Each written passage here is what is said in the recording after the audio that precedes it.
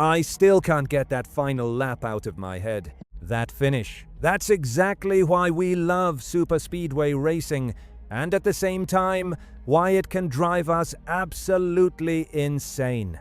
1 second you're on your feet thinking you're about to witness history, and the next, it's nothing but smoke, sparks, and heartbreak exploding across the tri-oval. And what makes this one hurt even more? It felt like we were this close to a storybook ending, the kind of Daytona 500 finish people talk about for years. But instead of celebrating, we're left debating decisions, speed, timing, even math. Was that dream moment actually possible? Or did it just feel real in the heat of the moment? Because this isn't just about one move. This is about legacy. This is about frustration boiling over. This is about split-second decisions at 200 miles per hour.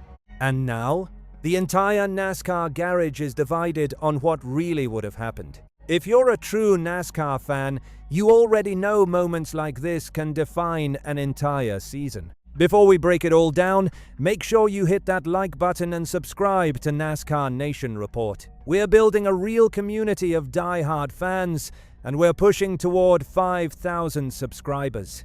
Now, let's get into what actually happened. The chaos unfolded in the final seconds of the Daytona 500 at Daytona International Speedway. And if you've watched enough superspeedway racing, you know just how small the margins are. Coming out of Turn 4, Brad Keselowski had a massive run. And don't forget, this was his 17th start in the Great American Race. A former champion, an owner-driver, a guy who showed up earlier in the week with a walking stick and still looked like he had a real shot to finally win the one race that's always slipped away from him. Right behind him, a huge push from Joey Logano. You could see it building. You could feel it. The number 6 car was charging. Up front, Tyler Reddick in the 45 had just received a perfect push from his teammate Riley Herbst. At first, Herbst did exactly what a teammate is supposed to do. He pushed Reddick clear. And that push is a big reason Reddick crossed the line first. That win? Huge moment. Reddick became the 44th different driver to win the Daytona 500. His first victory in the biggest race of them all, and Toyota's first since Denny Hamlin back in 2020. You could hear the emotion. He talked about his son asking him before the race, "Are you finally going to win this one?" And somehow, it just felt like it was meant to happen. That's the magic of Daytona. But then, everything fell apart. After pushing Reddick, Herbst made a move to the outside, trying to pass Chase Elliott for position.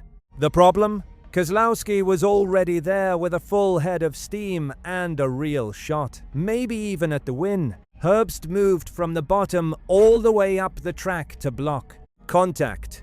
The number 35 and the number 6 slammed together right at the line. Cars piled in, smoke everywhere. And just like that, it was over. Keselowski finished 5th. Another Daytona heartbreak.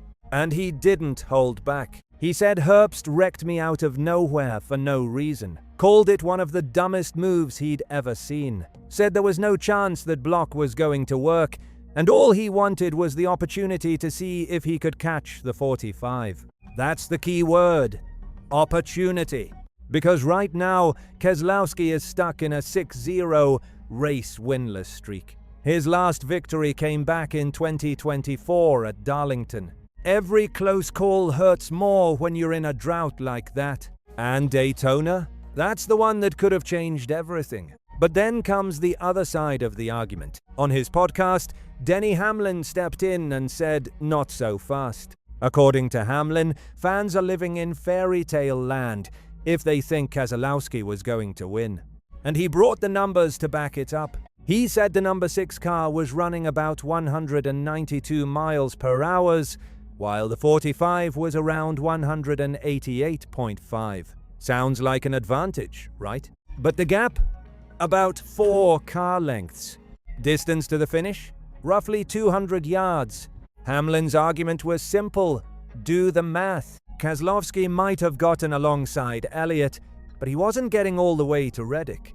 And that's where the debate really starts. Because emotionally, it felt like Keselowski had it. But mathematically, maybe he didn't. Even Keselowski admitted it himself. He wasn't sure he could win, but he wanted the chance to find out. Meanwhile, Herbst's move got support from an unexpected voice, Michael Jordan, co-owner of the team. From a team perspective, the job was done. They secured the win. From Keselowski's perspective, it cost him everything. And as if that wasn't enough, Keselowski even jumped into the Formula One conversation during the week, playfully inviting Max Verstappen to try a NASCAR Cup car after his complaints about Red Bull. That's classic Brad, competitive, confident, and always promoting the sport.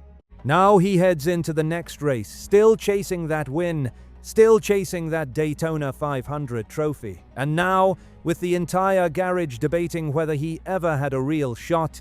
So what does it all mean? It means Daytona once again proved why it's the most emotional race in motorsports. It means teammates will always make split-second decisions that look brilliant to some and reckless to others. It means numbers don't always calm emotions. And it means Brad Keselowski is still hunting. For Reddick, this could be the start of something big, a championship run fueled by confidence and momentum. For Keselowski, this might just light a fire.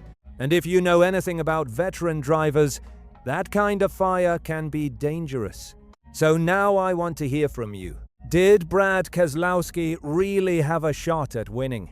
Or are we all just caught up in the moment, like Hamlin says? Drop your thoughts in the comments, hit that like button, and subscribe to NASCAR Nation Report.